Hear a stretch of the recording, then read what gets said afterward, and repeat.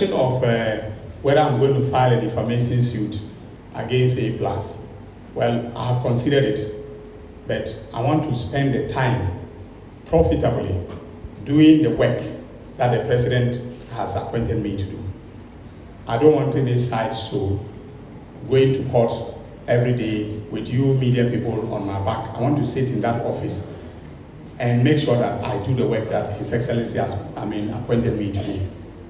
So I will not spend my time, going to court for defamation. I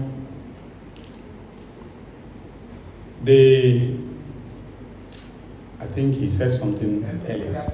However, if he wants to go along that track, I'll meet him where it matters most.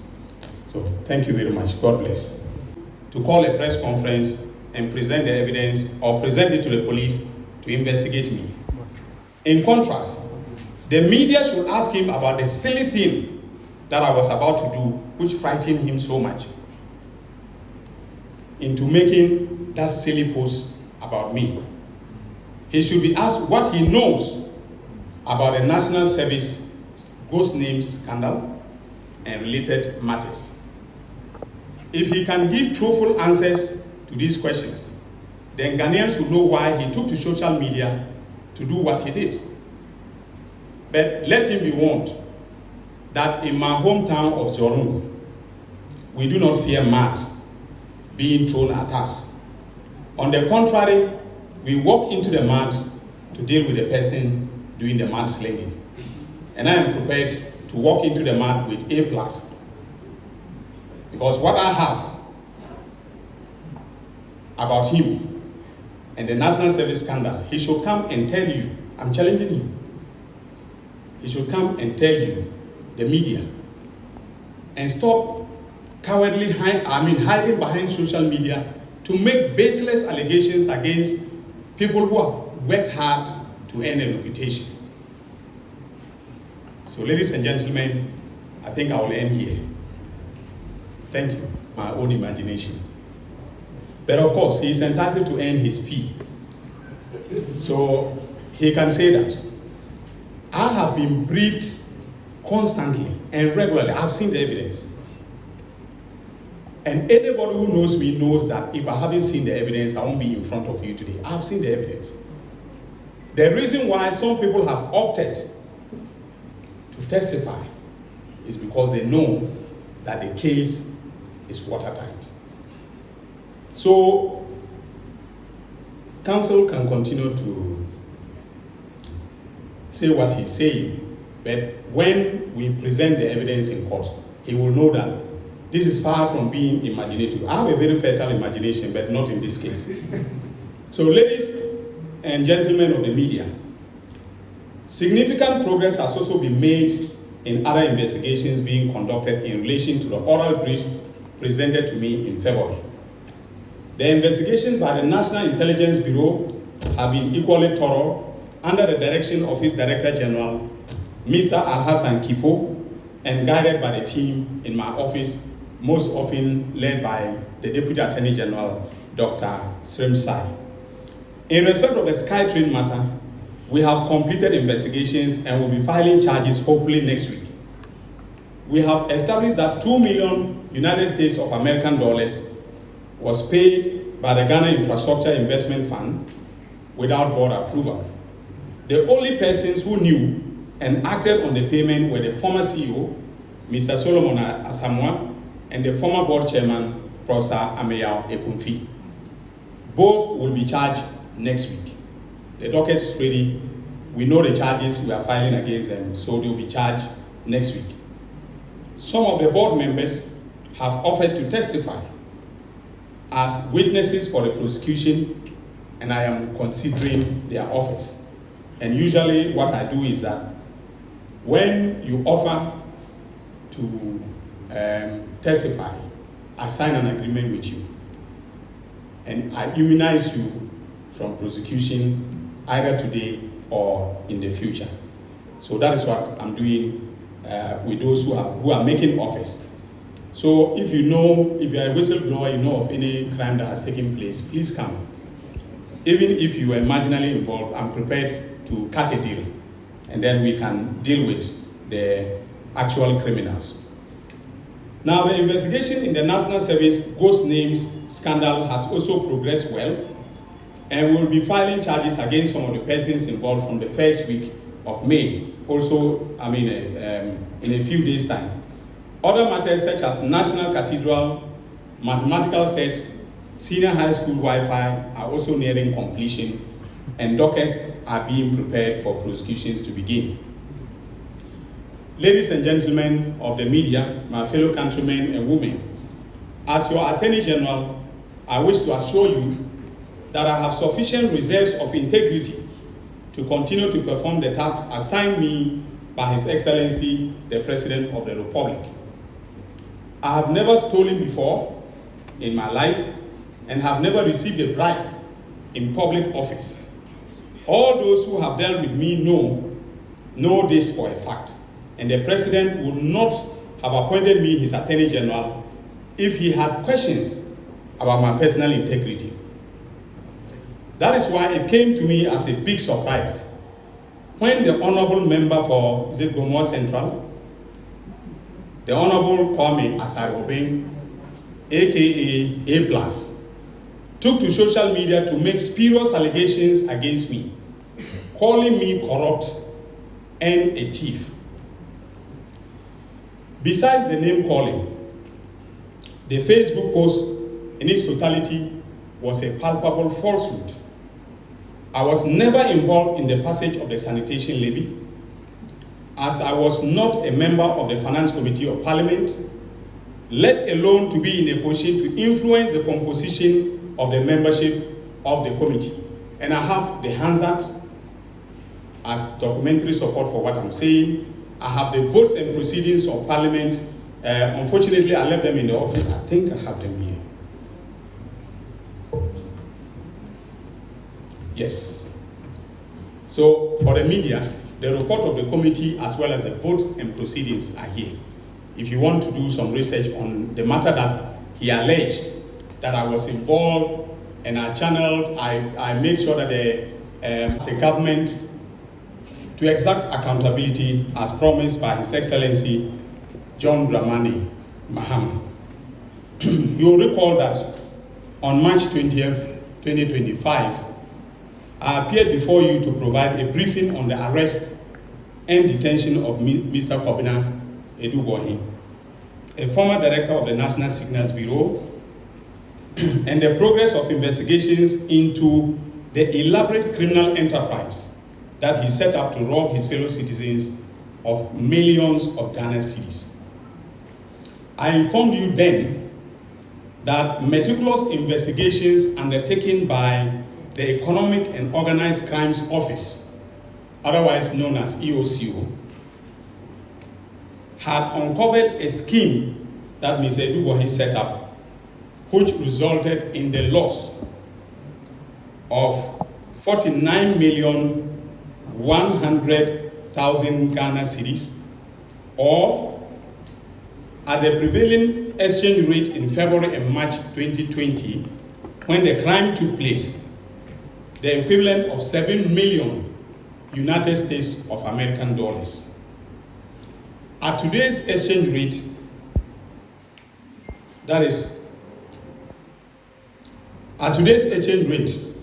this will be 108,500,000 Ghana cedis. That is the cost of one Agenda 111 hospital going into one person's pocket.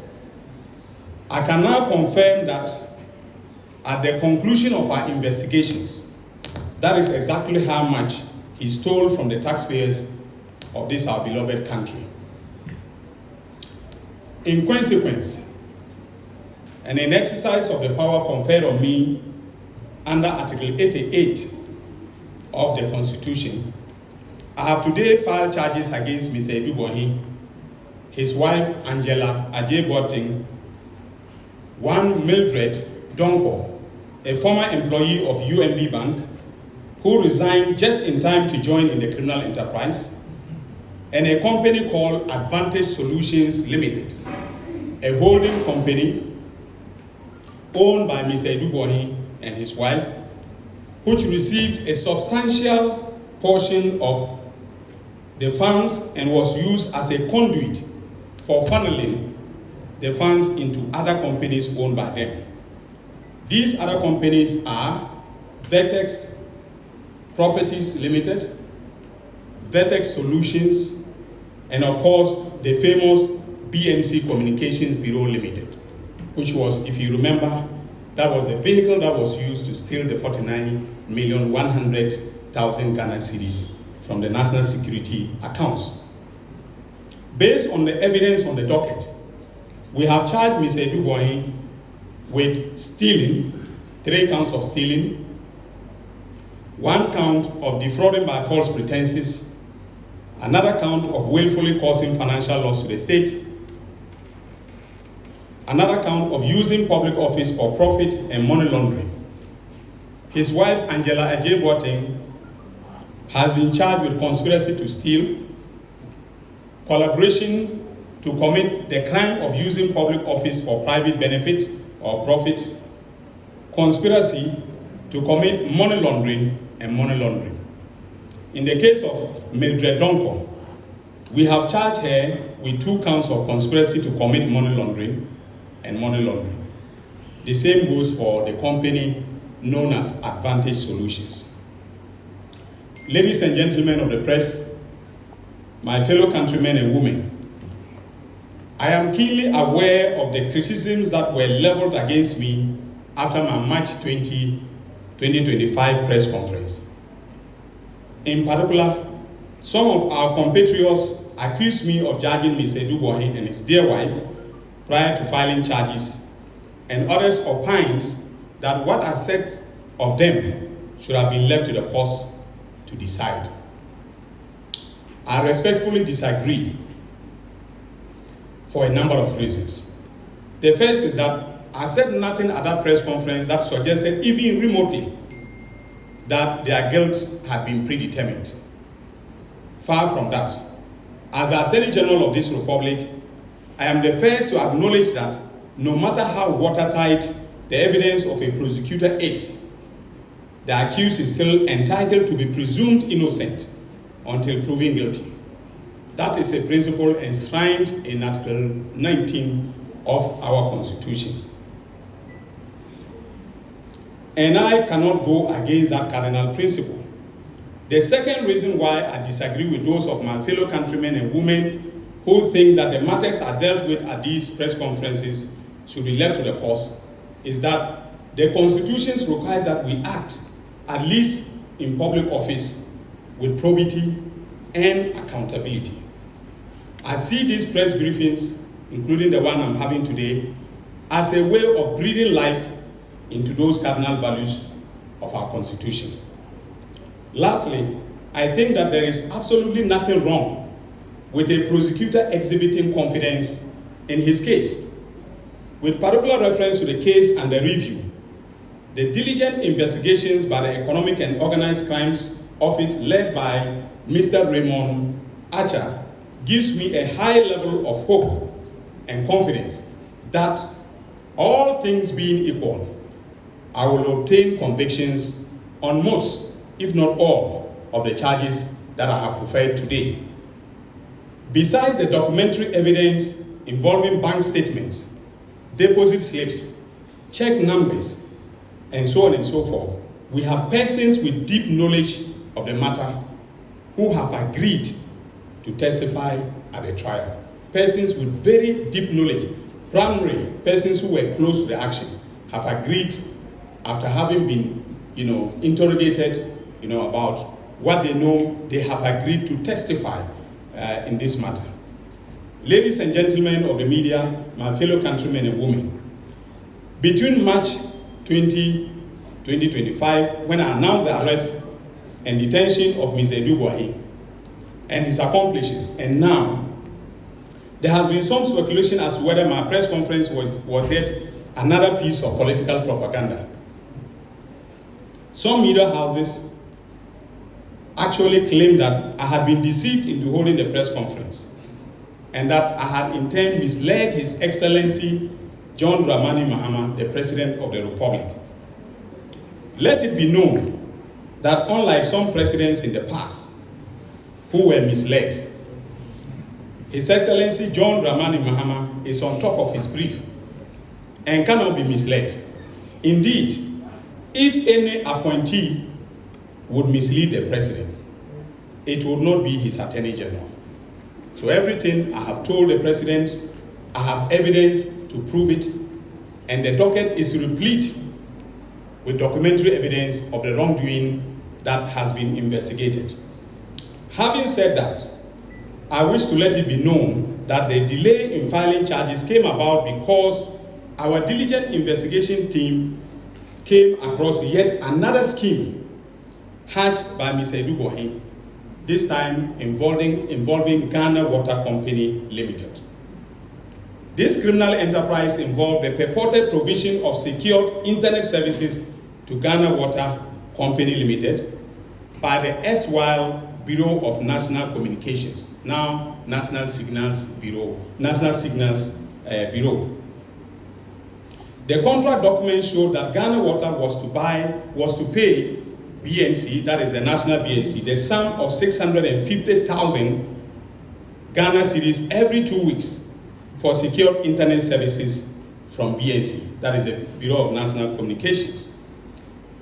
However, for purposes of the payment, Kobina Boahene provided the account details of his company, BNC Communications Bureau Limited, to Ghana Water, which religiously paid for the internet services. In other words, every 2 weeks when 650,000 Ghana cedis of money from Ghana Water left the bank accounts of Ghana Water, instead of going to the National Signals Bureau account, it went to the account of a company known as Bureau of National Communications, owned by Kobina Boahene and his wife. Okay? And then they did what they wanted to do with the money.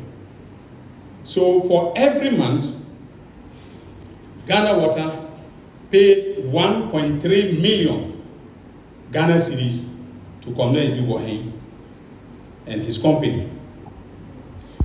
My waiting to start the prosecutions after the removal of the CJ. I saw, I don't know whether it was the Searchlight, Minister for Government Communications. I think Ken Kuranchi's paper is it Searchlight? Yes. It was a Searchlight that said that Ayine is waiting, Ayine swears not to bring prosecutions unless the CJ is asked. No, there was no such plan or strategy on my part. We've been very, very diligent in our investigations, and that is what matters. The prosecutor's case is as good as the docket that is built. So all the weight was because of the fact that we wanted to build a good case, and who is not the Chief Justice. So for me, it is all about building a good case and taking that good case to court. Then also the issue of the Ghana Water investigation and giving more details. Because of where we are at the tail end of that investigation, and as I said, I want us to file charges, separately against Kobina Boahene and some of the accomplices. So the investigators have cautioned, and I've taken that caution, that until such a time that we have filed the charges, we should leave out the details, because I've already told you in general outline what the Mr. Kobina Boahene and other accomplices in the Ghana Water scandal separately. Okay, so in a few weeks we'll be filing separate charges against him. And the amount of money in the Ghana Water scandal is in excess of 62 million Ghana cedis. 62 million Ghana cedis. That Ghana Water, that sometimes does not have money to pay for chemicals to purify your water, had to part with, purportedly for the provision of secured internet services by a government agency. That is what happened. I thank you very much for your attention, and once again, sorry for the delay in addressing you. I think we can now take questions unless you are satisfied with everything I've said.